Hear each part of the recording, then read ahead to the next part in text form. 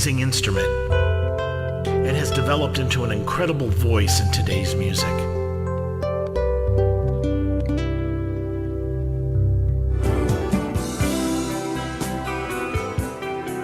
So many types of guitars, so many styles of playing, all sorts of gear. How does one make their voice be heard as a guitarist? My name is Jeff Floro, and welcome to All About Guitar, where we talk tone, we talk technique, we talk gear.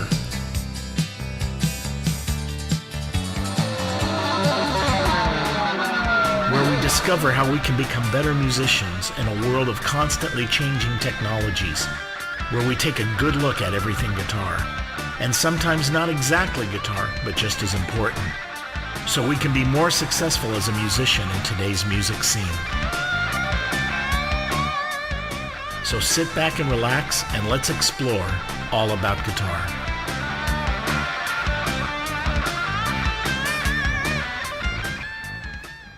Good evening, everybody. Welcome to All About Guitar. We have a great show for you tonight, and this is kind of an unusual one. This is a pretty amazing instrument. I've been listening to this in the last few days, going through some clips of Kai's music.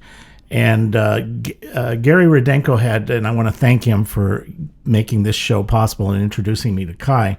He had called me up and said, "You got to have this guy on. You have to check this out, this 15-string." He called it a 15-string bass, but it's way more than that. It's just amazing. What I'm going to do is, first of all, I want to welcome Kai Kurosawa to the show. Kai, it's great to have you on the show. It's great to be here. Thank you for having me. And we're going to talk about his instrument. He calls it in Japanese, it's Kubo, which means the aircraft carrier, and it kind of looks like an aircraft carrier. Anyway, it's a 15-string instrument. I wouldn't classify it as a bass because it does more than that. And I'll go through that in a little bit, but I'm going to play a clip to kind of show you what it can do. I'm wondering, should I play one of the ones like Waterline, or should I go right into the one with the synth solo that time? You know what? I think Waterline would be great because I think that one shows the most how ensemble this instrument can be with the drummer. So yeah, definitely. Okay, Waterline. so this is you and a drummer. Yes, no overdubs. There's no overdubs, and there's live. no other instruments. So this is Waterline. Take a listen, and we'll talk a little more what he's doing.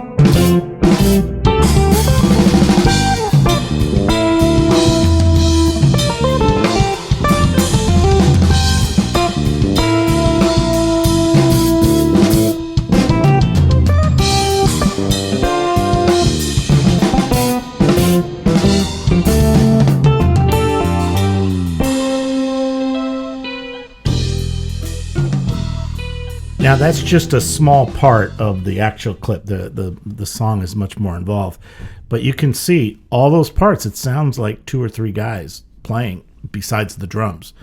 and it's all this instrument, and he's doing this all live by himself, which is incredible.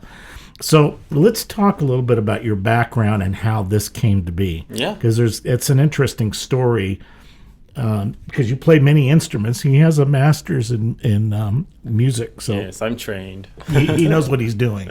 So, but anyway, go ahead and give us a little bit of your background. Okay, well, I started actually out on piano, and there were many things that my mom had me do when I'm growing up, and some of them I didn't enjoy, but I definitely do recommend piano actually, because I really feel like that's a very good background to have. And so I tried that. I quit when I was 12. I like piano, I just didn't like playing it. So I started playing bass when I was 15. And between 12 and 15, I tried my hand at trumpet, trombone, guitar. Didn't really stick with those, but one day I tried playing bass, and I don't know, I just really enjoyed it. So I actually started out playing bass parts on the lower four strings of a guitar. And for some reason, I really liked that. So from there on, I got a real bass. I got an Aria Pro 2 first. Oh, very cool. Yeah, and then like actually half a year later, I bought my first 6-string bass after like just playing bass for like 6 months, and then just went from there. And then I was playing a lot of solo bass stuff just on 4 strings, using a lot of harmonics, chords, all that kind of stuff. And then I think that came from just not having a lot of people to play with, and also having like a piano background. I was just really kind of interested in playing a lot of everything. Well, what were your influences musically? Musically, well, What'd you listen to back then? I listened to a lot of classical music, and I was very lucky. My dad actually, of course, my mom and dad were great, but my dad took me to a lot of classical concerts, and that was good for 2 things. Because one, it meant that I got to really listen to some really good orchestral music, some chamber music, and also that meant that I didn't have to be studying at the time, So it was like a win-win for me. Yeah.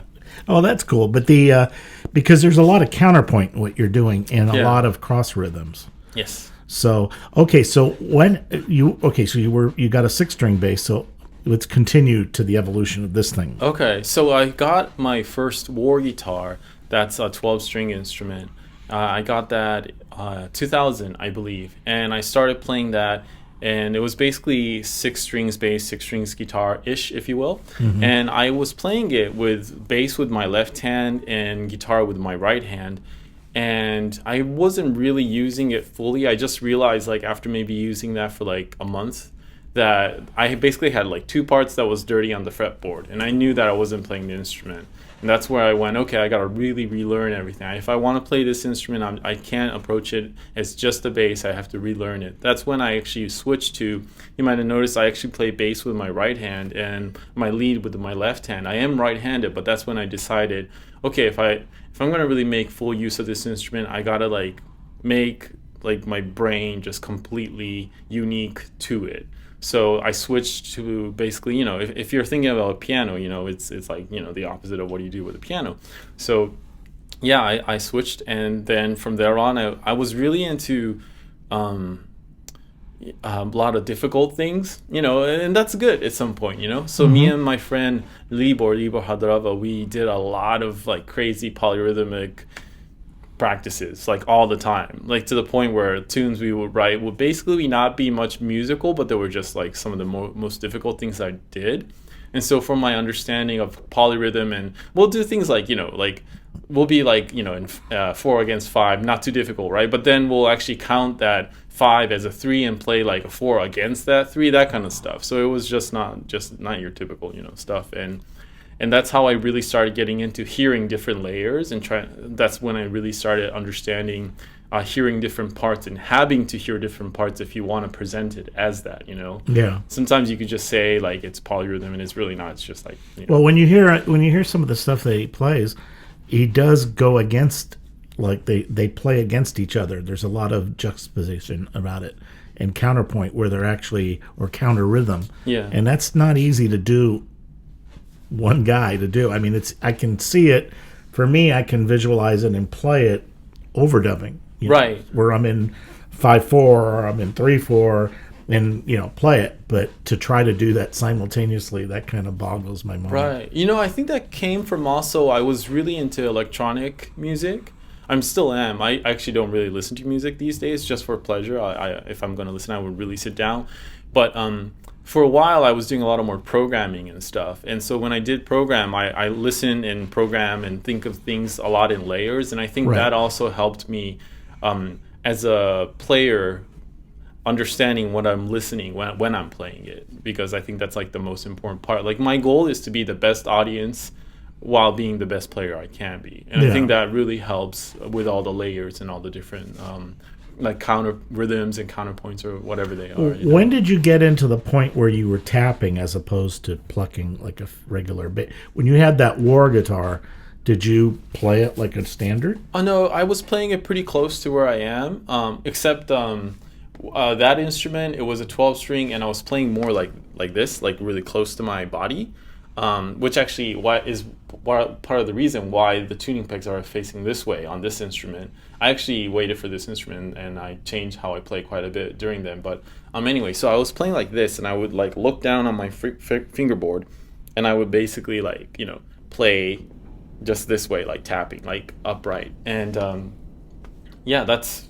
But I was really into tapping when I was playing bass as well, so it wasn't like completely Really? new to me. Yeah, I was tapping quite a bit, and I had like this whole arrangement of Birdland I did. Like I'm sure like everybody else has like a arrangement of Birdland they did solo. So I had one of those, and yeah, I was playing like pop gigs, maybe with just like a piano and a drummer, but then I would also throw in some tapping, or I was actually really good doing harmonics. I still am. So I've done sessions where I just go and I'll just play harmonics, and there will be like two other bass players actually. Like so. Oh, really? Yeah. So I was like really good at like sort of not the most popular technique, like just harmonics tapping. I was pretty good at all that kind of things. So, what made you decide on the development of this, where you actually approached the Tobias brothers to make this? How did you get to this design? Well, so this one, so I actually never really asked Michael. That sounds kind of funny.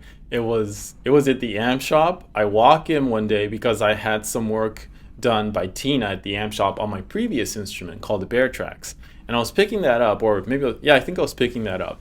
And I walk in, and I obviously know that Michael Tobias was there because I just knew. I saw him in magazines or whatever, so I saw him there, and I wasn't about to go say hi. I'm just gonna do my business and go. And then Artie, who worked at the amp shop at the time, says, "Hey Michael, come and meet this guy." So Michael Tobias walks over to me. So I played for him unplugged, like because that one you can hear unplugged, And so This was the 6 and 6. yes, this was a 6 and 6 instrument, and then so he said, "Well, wow, that's really great," and he was really nice, and Michael was, and then Artie was like, "Hey, you should make something for him," So like some other people started feeding him the idea, and then a few years after that, we were at Bass Player Live, and that's when Michael said he'll build me one, and I went, "Oh, really? Well, okay, thank you. Yes, please build me one." That was like maybe the first time. I don't know. I was just really, I had never really thought that somebody like Michael Tobias would be really interested in building me one. That's just kind of my personality, I guess. So, but I was just so lucky, and yeah, and I basically told him like the string setup I wanted, and some of the things like I want the control knobs here, that kind of thing. I want it to be hollow, that kind of stuff. But other than that, it's a lot of it is him basically. Well, tell us a little bit. First of all, the 6 and 6. How was that tuned? Just like a guitar and a 6-string bass. So the 6 and 6, it was basically tuned from a low B to a high C on the bass side, and I did think of that as 4+2, sort of. But that was wishful thinking. And then the 6-string guitar-ish side was tuned from a C sharp up to a D. It's still the same with this Kubo as well. So it's C sharp, F sharp, B, E, A, D, all in fourths. No thirds, because, we bass players, Okay, so that's C sharp, F sharp. Yeah, B, E, A, D. B, E, A, D. Yeah, basically, the same range as you would have on a regular guitar, but just in fourths. Oh, okay, all fourths. Yes. Yeah, all fourths. Okay, now, so how did you come about to getting this configuration where you have the 6 + 5 + 4? So I'm curious how you got to that point. Well, so when I was playing 6 + 6, I was thinking more like 6-string guitar, 4-string bass, 2-string guitar. Although that was wishful thinking. That was kind of my concept, but it didn't work out as good. So I was thinking, okay, you know what? I would like to have a little more strings on my right hand side, meaning my bass and the chord hand. And I was even thinking a little bit about having another string added to the 6-string guitar side, but then I was like, you know what? That's probably all right. I'm pretty happy with just 6 strings on my left hand. So with my right, I wanted to definitely fill out and be able to play like a full 4-note chord with one hand. That's why I added 2 more strings to the top, 2 on this side, and that's why I have 4 strings now. And then with the bass, I was happy with having the range I did, except I wanted a little lower, plus I wanted to be able to play low notes pretty up high. And then on this instrument, like if I play a note up here, it's going to be, like a G, like a pretty low G, like you would have to play that like down here usually, wow. So you can get like really low notes up here. So if I'm playing, even with that water line, a lot of parts where I'm soloing and playing chords up here, but I can actually play like the G as well. And I could, play that over here with like a higher voicing with the C, or I can play that with over here with like a little lower voicing with the C, that kind of thing. So it really works out for me in terms of getting a little more range, and plus I can play that kind of stuff over as well. And so I got the option to play different voicings, different parts, and it works. The tone works really nicely, especially because of some of the technique, but we can get into that later. But. Now, let's go through the tuning. So we know that the top 6 strings here are C sharp, F sharp, B, E, A, D in fourths. So what's the lower 4? So the lower 4, this is a G, C, F, B flat. That's in fourths as well, yes. So we got. So the G and the C, that's the equivalent of a bass, with the G on a bass, and then a 6-string C or a 7-string F and a B flat, and so the G is from the top. From here, yeah. So it's basically going out. Yeah, so it's basically a left-hand bass or a left-hand guitar, just flip sort of the other way, and then the tuning on this instrument goes from a low F sharp to a D, F sharp, B, A, D. F sharp, B, A, D. F sharp, B, E, A, D. And then F sharp, B, E. Yeah. Okay. So, you got your regular 4-string E right here. And then you got your B. And then you got your F sharp, actually. And so that's way lower than the bass. And notice actually, even with the fret wrap, with the Groove Gear fret wrap on, I have the option of actually even still using the open string, which is nice. If I really wanted to dampen it, I would just like move it maybe up here, and that'll kill a lot more of the open tones. But this really just helps with the muting, of course, but it doesn't completely kill it, which is one thing I really enjoy as well, because I am actually muting quite a bit with my fingers. I know it's like hard to tell sometimes, but it's a very bass player thing. We like to mute our notes. So that's what I'm doing, yeah. So how many frets do you have on the 4 and the 6 string? We have 24 frets for this instrument, 24 frets, and then the middle is fretless. The bass is fretless, and by the way, I have a few side dots, nothing too crazy, and there's just the side dots. I'm not when they're the amount of side dots that I usually have on instruments, those kind of drive me a little crazy. So I wanted just like a few. That's enough for me. And for the most part, I'm actually, when I'm playing, I'm not really looking at my fingers. I'm just kind of like looking at the side dot plus the back of the neck. Right. Now, hold the bass up a little bit. Okay. And let's talk a little bit about the woods used. So what's the fretboard? So the fretboard is Rose of the Mountain. So that is, I believe, I could be wrong, but I feel like Michael is the only one that uses that in material. And then the fret job, actually, Daniel did that. And so that's Rose of the Mountain. The body is made of Tasmanian blackwood, which is like, related to like koa or acacia, I believe. And it is hollow. The top is about thick as my, what is that? Like the first part of my pinky. Yeah. But it is hollow. So it's hollow. There's little holes in it too. Yeah, and it's completely hollow. So that's Tasmanian blackwood, and then that's a maple neck. Yes, it's a maple and purple heart.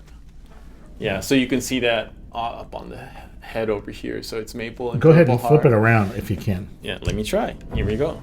It's how heavy is it? It's pretty heavy. Yeah, it's heavy enough. So it's maple and what's that other wood? Purple heart.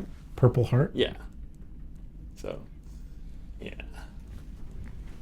And yeah, so the woods and stuff, I never really picked it. When Michael originally asked me, I said, one of the things that I really like is playing just like I had instruments with ebony fingerboard, and I really liked that.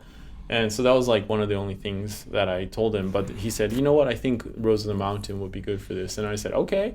And he said, well, I like to go with Tasmanian Blackwood. I said, okay, sounds good to me. It's a maple purple heart. Okay, So is the Rose of the Mountain is more like it's a harder wood, like a. I believe so, yeah. So and it's it more feels like ebony. right, and it feels right to me, like in terms of the texture of the feeling. That's I think one of the biggest things for me personally. Like if I ever look at a bass, like often I won't, like a lot of people would like to play it, but for me I'll just like touch it, and if the wood doesn't feel right to me, I don't even try. So this is all one big piece. Yes. It's not three. Yes, it is. And then the Tasmanian Blackwood. Yeah. What characteristic is that? Is that more like a ash, or is that more like a? You know what? That's a very good question. And I don't think I have a very good answer for that. So maybe next time. Okay. No, I'm Yeah. curious why he picked those woods. There's a reason, because he sonically, Right. even though it's electronic, that body resonates. And Oh yeah, has I a mean, lot to it. it definitely resonates like crazy. Like I have sort of this like natural Ebo kind of sound,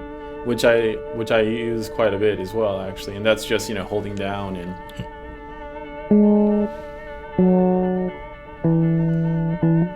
It's just really really resonant actually. Now, hold it up again. I know I'm putting Yeah. you through a workout No, here it's okay. because I want to show them the electronics. And Oh, the pickup. sure. So what's going on here? So the pickups we have so this instrument has 4 outputs, and so each pickup. I hope you can see that. Can they see that? Is that high enough?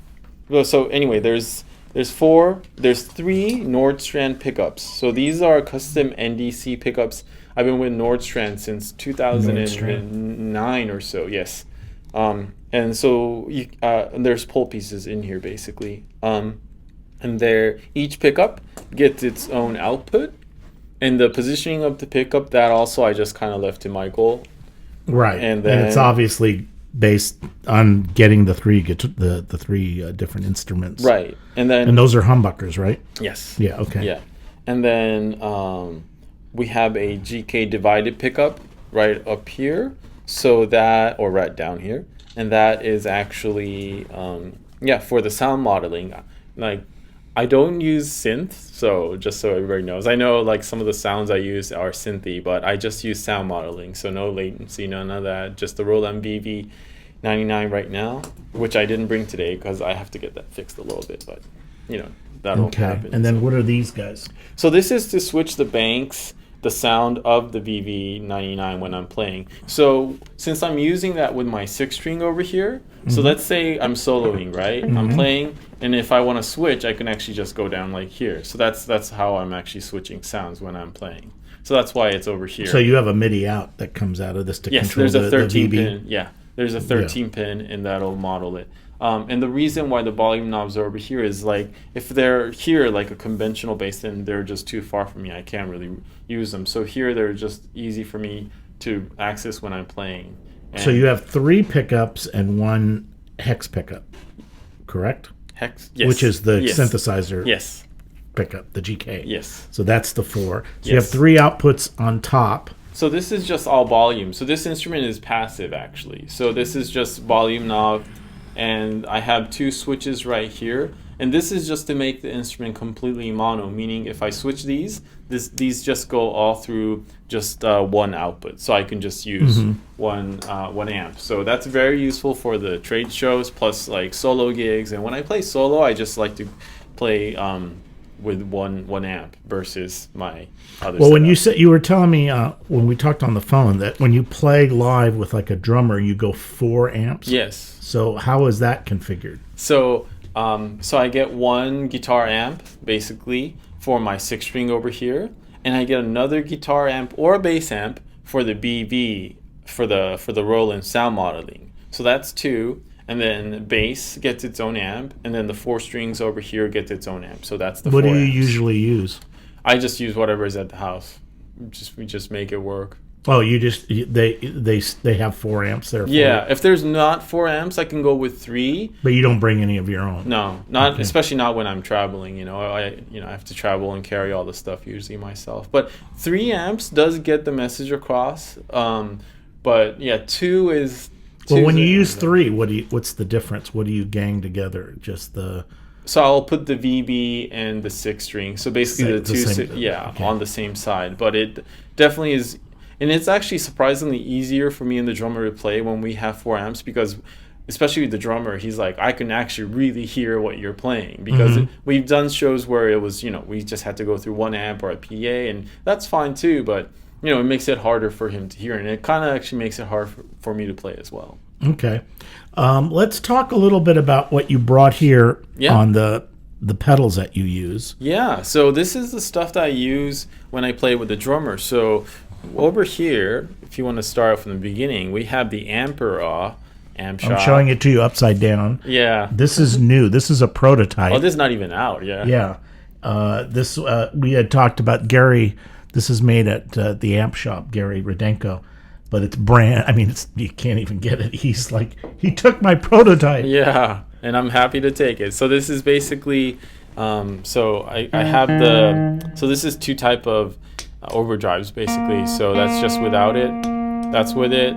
Just giving a little boost, I guess. And then for soloing on different tunes, like on Waterline and stuff, I later on kick on the higher gain, but so you can do that. So now I have one side that's more distorted, and then this side there is no distortion.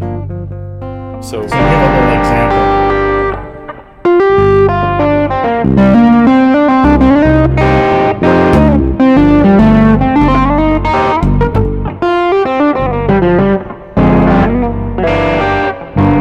yeah, anyway, so that's it. And try it with just the mild distortion, so Yeah. you get an idea what that So- sound is.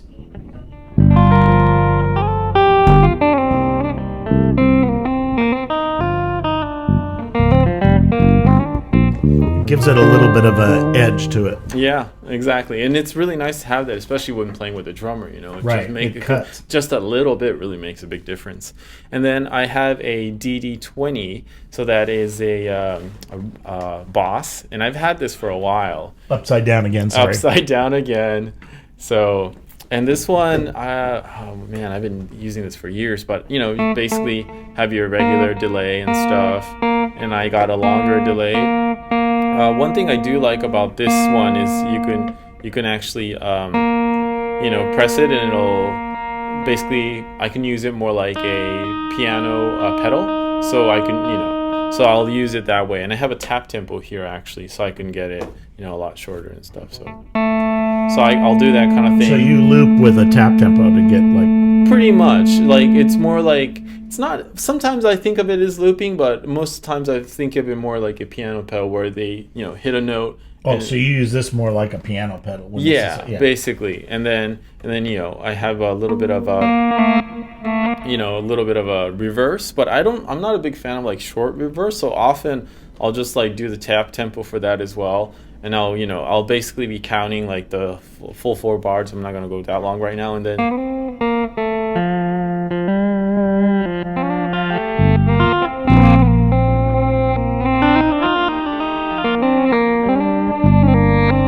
that kind of thing. So I'll basically use it for more longer stuff. Yeah, I think that's a lot. I like that a lot better. And then I have a just a reverb, Immerse, New Neighbor. Love the stuff. Very good. Yeah, they're good stuff. Yeah, they're wonderful.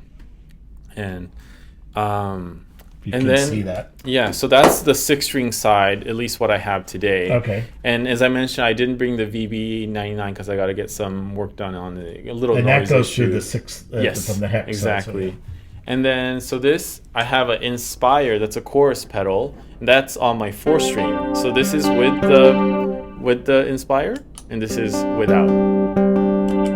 And you can hear that if it's off, let's say, so that's with off, you you can kind of still hear that it's two parts, but it's kind of easier lost, especially I'm playing another part. So if you can turn that on. Yeah, you hear the other part. Right, like it comes out a lot better. So that's why I like that. And so that's the only thing that the 4-string is going through. And then we have a Nordstrand Starlifter bass preamp, and that's that's really cool as well. This is nice. Yeah, and by the way, it's like magic. You turn it off and the color changes. Oh wow! Yeah, it's pretty neat, huh? Yeah. Oh yeah, I don't know if you can see it. The edge is red right now. Yeah, so that's muted. On mute, and it goes green. Yeah, and it lights up. Exactly. Very cool. Yeah, it's super cool, and this thing is amazing. I mean, it's the little things. Yeah, it's just the little things. Oh yeah. Well, Carrie Nordstrand was really proud of it, to the point I think one time he even told me that he was trying to figure out how to make the lights go on even if it's not plugged in. Priorities, right? Solar power. Right. There you go. But this preamp, I mean, if I play solo, like basically I really only just need the preamp, because somehow this really balances out all the 15 strings. Plus it still sounds like it's coming, you can hear all the 15 strings really well.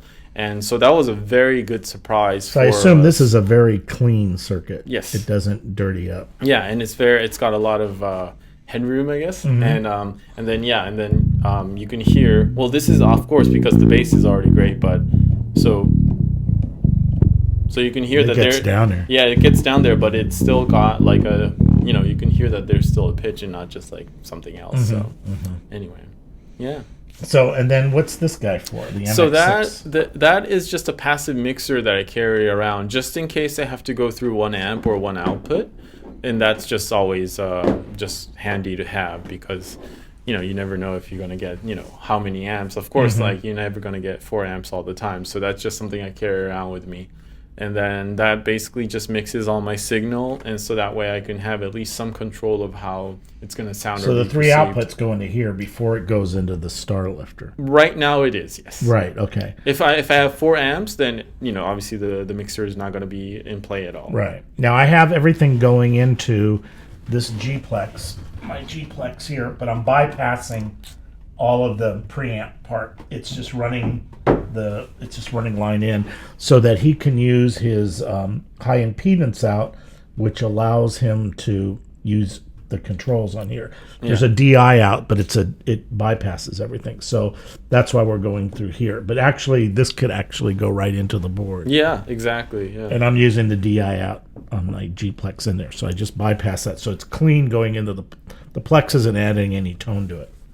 So that's a pretty amazing setup. And this is your basic live setup. This is very basic live setup. If I'm in LA, obviously I would like to take a little more, because I do. What else would you use? I would probably take. I do have a the name is escaping me. A Source Audio with the filter one, where I can use the hot hand, where you can put that little ring on your hand and you can control the filter like that. I really like using that. I actually have a Miku Stomp. I don't know if you know what that is.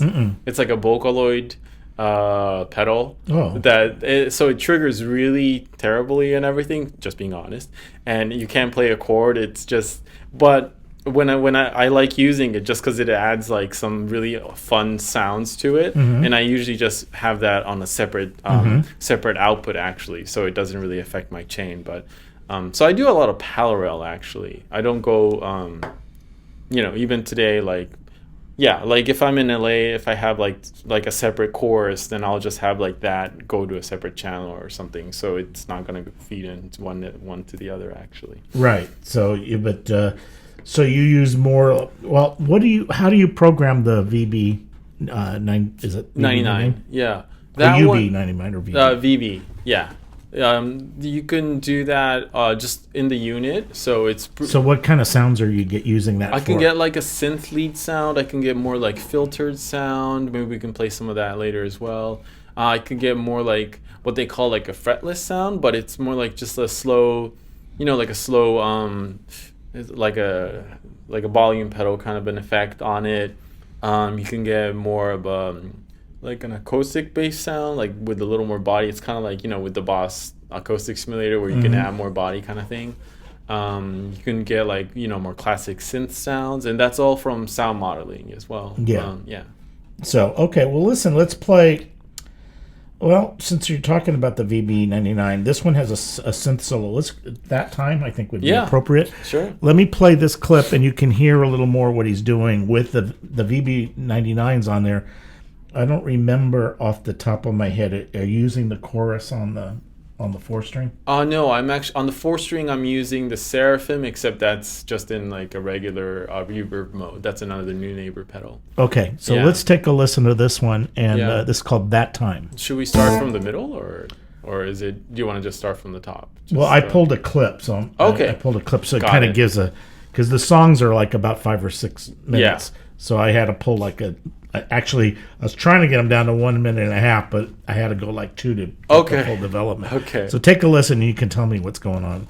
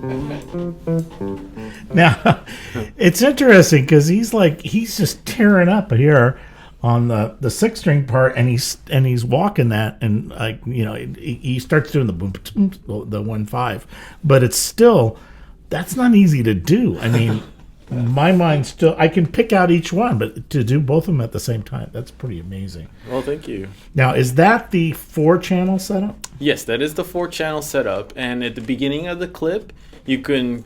It's kind of maybe hard to hear it's kind of hard to identify, but if you go back and listen, I actually turned down my regular 6-string sound, and I'm just going with the BB99 at the beginning of the solo. And later on, I actually turn this back up as I'm soloing, and that way I start adding in my more distorted regular guitar sound back into it. And then after when my solo is ending, I actually cut out the BB99, so now I just get like the 6-string sound. Right, but wait a minute, you're when I was listening, there's no break in one of the instruments. These two guys are going all the time. When do you have time to hit that knob? Oh, well, because with this show, I actually had a volume pedal, so that was a lot easier. And then this one, when I'm basically just kind of chilling with one hand, playing the bass and the chords, I would just like reach over right over here and just turn it up and then come back and then turn it Oh, down. okay. So yeah, because I don't remember. I'm trying to remember where there was chords without this guy playing. Yeah, it's kind of hard to picture if you're not there actually. Yeah, Often I try to recommend people to check out my YouTube and stuff just because like that's a lot easier to visually not make sense, but I think it helps, So, yeah. No. Okay, let me play the. I'm going to play El Fuego. Okay. Which shows the shimmer sound. Yes. And so he improvs over this like shimmer pad, and then you can show us a little bit of how the parts are Okay. on it after. But let me go ahead and play that.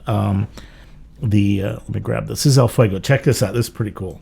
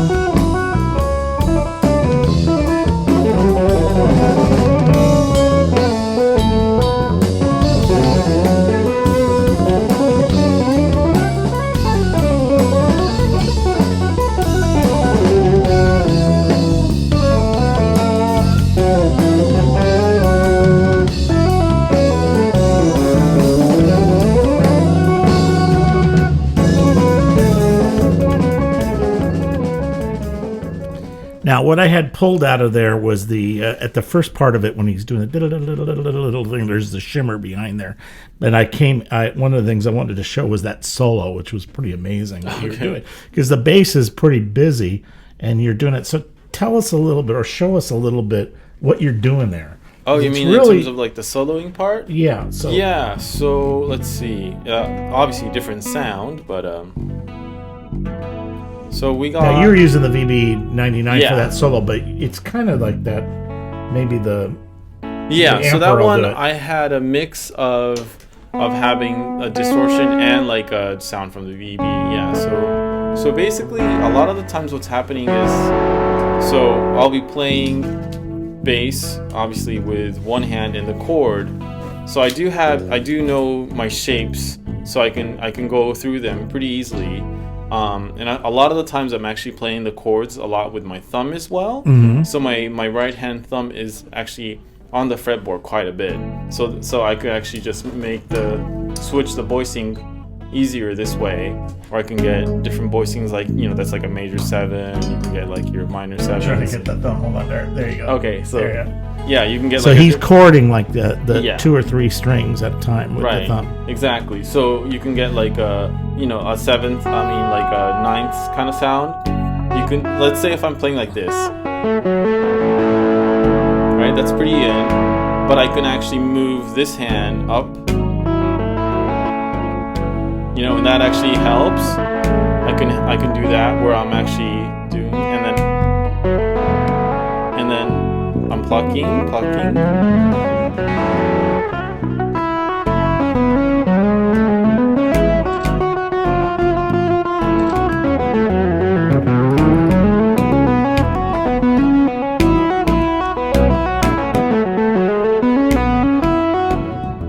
So that's kind of a so that what's happening is basically some chords and mostly lead line in my left hand, and then so bass and chords in one hand, and that's been actually working a lot better, especially from this past tour. Mm-hmm. I really feel like you could hear some of it in like the clips from like El Fuego in that time, but especially like the full version of like Waterline or some of the more recent stuff, like that separation of having like 2 parts in one hand really is starting to come out a lot better actually. But so that's kind of what's going on. And I'm thinking, so the El Fuego solo part is like not in 4/4. It's like in different signatures, but me and my drummer are pretty comfortable just not playing like every bar, but kind of thinking in bigger pictures, so that helps as well. So it sounds like you're changing meter a lot. Yeah, in that one, especially in that song. Yeah, exactly. That one I just kind of wanted to go just have at it. With like the newer stuff, some of the newer stuff, we don't have as much time to rehearse. Mm-hmm. So a lot of the new stuff I intentionally did write in 4/4, but a lot of the stuff we play is in odd time, and that's like one of the things that I'm actually pretty good at. So. Well, we're almost out of time. I told you this would go by fast. I know, this is so quick. So these are some of the recent things that he's done. He's got a lot of stuff out here. Yes. This is the latest one, Times Covered. Yes, that's a solo album. Yeah. And is that with the section, or is that just you solo on it? That's just me on Kubo. Most of the tune is solo. There's one tune that I did overdub, but I think that one's pretty obvious. But yeah, it's basically just me on Kubo, and you can find that on Bandcamp as well if you're interested. Yeah, a lot of my stuff you can find on Bandcamp actually. And then this is where a lot of I think the clips I was playing, some of it, though you heard some stuff that's not released yet. Yes. Here's the Got Monk 2.0 live at the Jack Lion. Yes, exactly. And then he also has here like DVDs Got Monk 2.0 DVD. Yeah. So you can see everything that he's doing. Oh yeah. And there's some interesting people on here too. Let's see. You have Reika Tori. Yeah, she's the soprano. Yeah. Satoru Tsuji. Yeah. On Chapman stick. Yeah. And then Kei Igoi. Kegoi is my drummer. Yeah. On drums. So you can actually see that. And then here's another one live at Curved Line Space. Yeah. So there's a lot of live stuff. Yeah. And this one has sitar, Go Kurosawa, your brother. Yeah. And trumpet, Daniel Rosenboom. Yes. On trumpet. So pretty interesting stuff. Give your website and how people can learn more about you. Well, my website is happysad.org. That's interesting. I know that came. I got that from a girl in college, so it just kind of stuck with me. So how did you get the .org? That's usually the .org. I just got. You don't look nonprofit, right? No, I just thought it was cool to have .org. Oh, okay, that's cool. I actually, when I was in college, I would also make websites just for pocket money. So I was kind of like, .org sounds cool. Let's just go with that. You go with it. That's cool. Socials, Kai Kurosawa, KAIKUROSAWA. Like my YouTube, Instagram. If you search for Kai Kurosawa, I think it's pretty easy to find me. I'm the regular sized Japanese guy with the enormous aircraft carrier. So Kubo is Japanese for aircraft carrier, just so you know. And okay, well, listen, thank you so much for being on. We'll definitely have you back on again. Oh, I'd love to come. I have to hear this with the VB90, the VB99. Yeah, and can I mention one thing before I go? Sure. I obviously I would like to extend my thank you to Michael and Daniel who built this for definitely. me. It's absolutely amazing. But I also just want to make a quick mention of Mr. Emmett Chapman, who invented the Chapman stick. And I know him personally. He's been nothing but kind and understanding to me. I even played at his 50th anniversary of his free hands method, and so just obviously. What does he think of this instrument? He's very impressed with what I do with it, and like I say, he's been nothing but kind and understanding to me, and I think he understands that his idea has like gone out there and in a way has had like their own children and stuff, and I've actually never owned a Chapman stick, and that was kind of hard to tell him, but I did, and so he knows that as well. But he understands, I think, that what he gave the world has kind of taken a life of its own, And yeah, he's been very complimentary about what I do and this instrument. So well, I think it's a good example of what you want to do musically, building the instrument to accommodate that.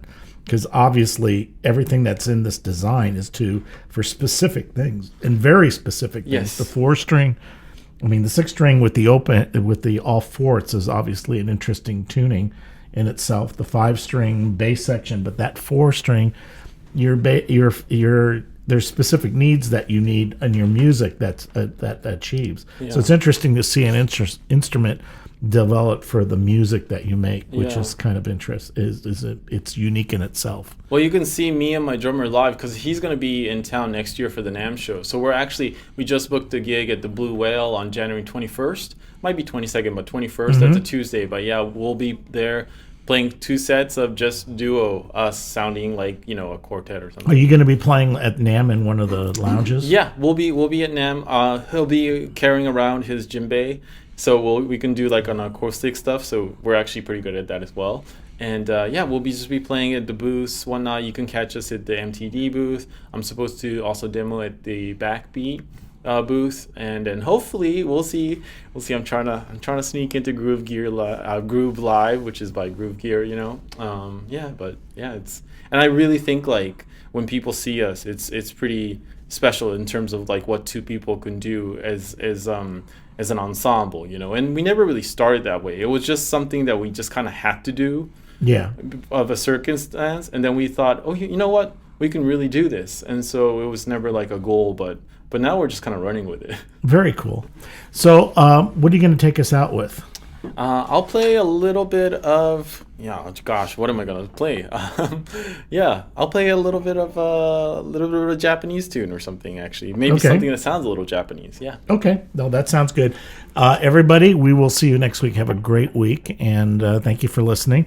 And also, too, I just want to briefly mention I finally got the YouTube set up for All About Guitar. So please feel free to subscribe to it and check out. There's a few of the shows more coming up, and this one will be up soon, too. So I appreciate if you guys take a look and subscribe to it. Okay, Kai, take us out. Thank you so much. Thank you, Gary Rodenko. Thank you, Doug, for being on the show. And we'll see you next week.